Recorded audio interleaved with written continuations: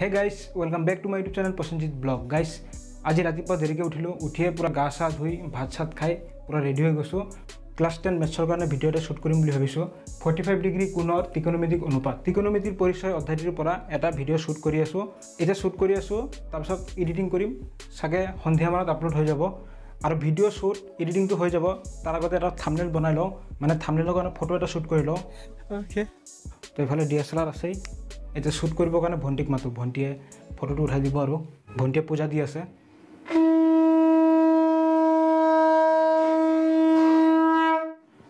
আসুনা মোক এটা ফটো উঠাই দিবি। পূজাটো দি লওঁ, পূজা দিয়া। এইফালে দেখা পাইছা, এইটো হৈ গ'ল ক্লাছ 10ৰ মেথছ বুক ত্ৰিকোণমিতিৰ পৰিচয়। এই অধ্যায়টোৰ পৰা এটা ভিডিঅ' আহিব আজি। এইফালে য'ত মই নোটছ কৰি ৰাখিছোঁ যে 45 ডিগ্ৰী কোণৰ ত্ৰিকোণমিতিক অনুপাত জ্যামিতিকভাৱে।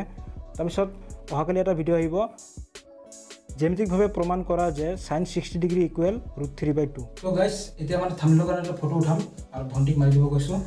তাৰ আগতে মই ছেটিংটো মিলাই দিওঁ। তো এইফালে মই ছেটিংটো মিলাই দি আছোঁ প্ৰথম। তো থিয় হচোন।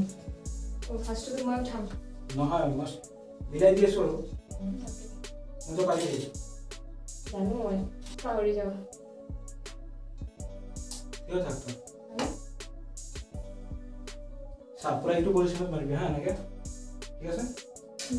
আৰু এইটো ভিডিঅ' চুইচ আগত এনেকুৱা এটা থাম্বনেল দিছিলোঁ, একেবাৰে ইজি। ৰবা নাই হা। ओके, আজিৰ ক্লাছ একেবাৰে ইজি, मजा नहीं आ रहा है। তাৰপিছত এনেকৈ এটা মাৰচোন, মানে একেবাৰে ইজি হা।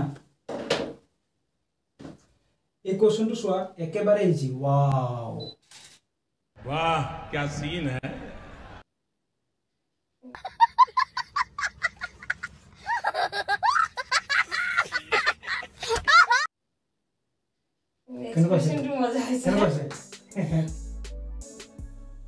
মানে গাইজ থাম্বনেলৰ কাৰণে এক্সপ্ৰেছন দি এটা ফটো উঠালোঁ আৰু এয়া কেনে হৈছে।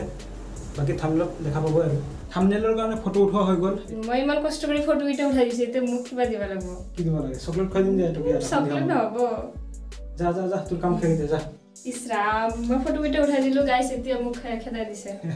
আৰু এতিয়া ক্লাছ ৰেকৰ্ড কৰিম, আৰু লগ পাই আছোঁ অলপ পিছত। বাই। 2 hours later. তো গাইজ ৰেকৰ্ডিং কৰা হৈ গ'ল, এতিয়া এইখিনি মুচি দিওঁ আৰু এতিয়া এডিটিং কৰিব লাগে। বহুত গৰম লাগিছে, ফেন চলাই দিওঁ, কাৰণ ৰেকৰ্ডিং কৰি থকা সময়ততো ফেন চলাব নোৱাৰোঁ।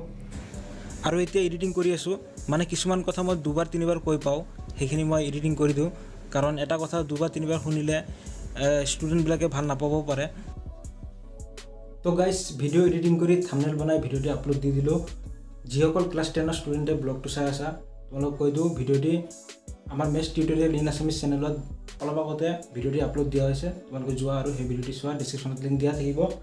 আৰু এতিয়া ব্লগটো এডিটিং কৰিম, তাৰপিছত অলপ চাম আৰু মেথছৰ কিতাপখন অহাকালি নেক্সট কিহৰ ভিডিঅ' বনাওঁ। আৰু যিসকলে নাজানে, আমাৰ maths tutorial in Assamese app আছে প্লে ষ্ট'ৰত। ক্লাছ 9-10ৰ ষ্টুডেণ্টক জনাই দিবা, যাতে সিহঁতে কোৰ্চবোৰ পাই কৰি ষ্টাডি কৰিব পাৰে।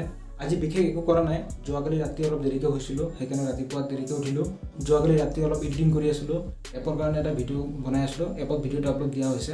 ৰাতিপুৱা উঠি তাৰপিছত মুখ হাত ধুই ব্ৰাছ চ্ৰাছ কৰি গা চা ধুই ভাত চাত খাই ক্লাছৰ ভিডিঅ' ৰেকৰ্ড কৰিলোঁ, গম পাইছে।